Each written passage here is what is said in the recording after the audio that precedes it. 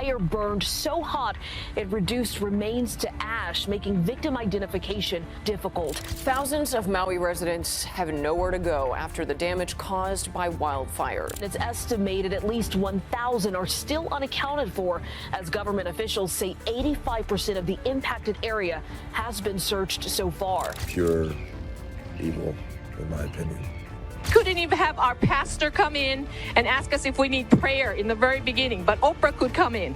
Who is she? Who is she? Oprah is facing allegations of stealing resources from the people who needed them the very most while the fires were burning, ravaging, and, dare I say, burning children alive. At some point, I will make a major donation after all of the smoke and ashes have settled here. Some individuals have indicted her of taking extreme measures to cover her 2,000-acre Hawaiian property from the unknown blazes that destroyed the islet. When it happened, I walked down with nothing except my canine. Who's she? Who's she? They said, oh, she knows the governor. We did not need her in there in Bowen High. Get her out. Also, there has been a review of her public appearances at exigency harbors where displaced residents sought retreat after losing their homes. They passed out restroom paper because they wouldn't let us use the restroom. I guess we look like leprosy people to them in our dark skin. Original residents on Maui have expressed their frustration, criminating the American host of prioritizing the safekeeping of her property over the good of the affected communities during the campfire extremity.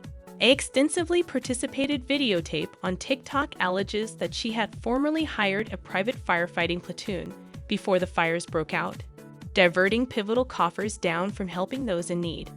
We were so concerned about what was passing in Maui. You are so concerned about what is passing in Maui that you ever managed to hire a private firefighting platoon to cover your land? The videotape goes on to condemn her for not exercising her substantial wealth to directly support the recovery sweats and give immediate backing to the affected residents. In the videotape, one judged countries, rather than taking over part of the land and casing indeed a small proportion of these displaced people, they hired a private security platoon to keep them from your upkeep out of the country. She has had connection to Maui for further than 15 times and has preliminarily faced review for her real estate conditioning in the popular sightseer destination.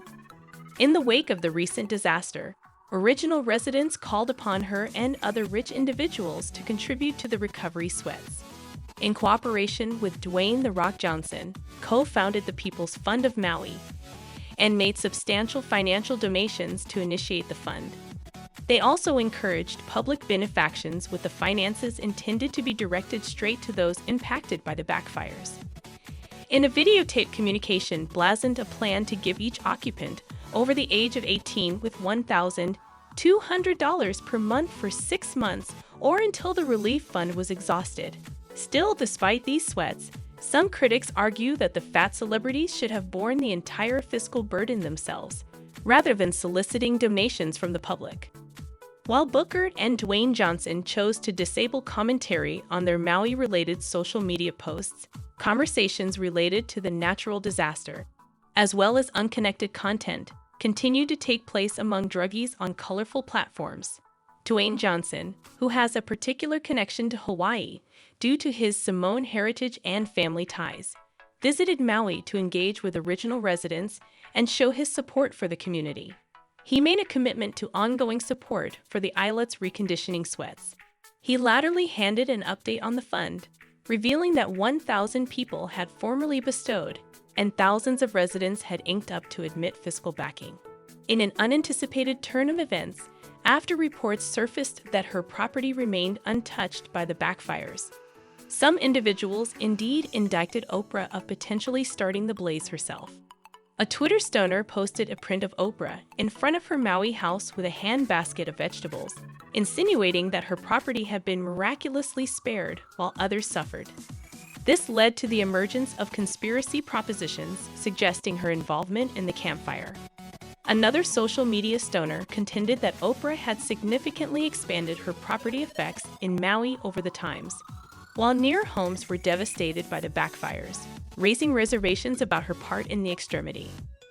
These claims about involvement in the backfires coincided with reports from 2 weeks prior, where Maui locals raised questions about why a fire caused by a downed power line wasn't effectively contained and was allowed to reignite, contributing to the disaster.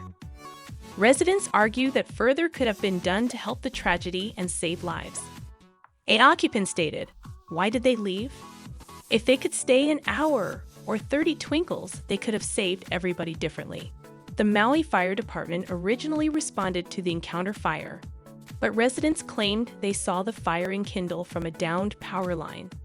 Despite early evacuations, the fire was declared 100 contained, only to after flare up, causing wide destruction. Patient questions remain about why the fire crews left the scene so snappily, especially given the given trouble of high winds. Still, sanctioned examinations into the cause of the campfire and the response to it are still ongoing, and the community continues to seek answers to these unsettling events that unfolded during the extremity. Oprah Winfrey has faced allegations of deceitfulness in the history. In Kitty Kelly's memoir, it was contended that back in 2010, Oprah stretched her humble parenting and fabricated stories of other heinous acts to boost her conditions. According to her cousins, these claims were far from accurate. Her kinsman, Catherine Kerr Esters, combated Oprah's narrative of growing up in impoverished conditions in pastoral Mississippi. Catherine Kerr Esters stated, "Where Oprah got that gibberish about growing up in smut and roaches, I've no idea." She went on to say that she brazened Oprah about these claims, and Oprah allegedly responded with, "That is what people want to hear. The verity is boring." In Kelly's memoir named Oprah, there were also reports of rumors circulating at ABC about an implicit romantic relationship between and Diane Sawyer. Workers at ABC described cases of giggly late-night phone calls and lavish gifts from Oprah to Sawyer, including extravagant orchid arrangements and a 1-carat diamond toe ring. Still, Kelly did quotation sources describing a payment of $50,000 by Oprah to an ex-boyfriend in 1989 to maintain his silence regarding her gay family and contended same coitus affairs. Also, the book suggested that Oprah and her longtime mate Stedman Graham didn't partake a bedroom. One of the book's significant exposures was Oprah's continued hunt for her natural father's true identity. Oprah's kinsman, Esters, participated this information with Kelly, but under the condition that it not be published until Oprah's mama bared the verity to her son.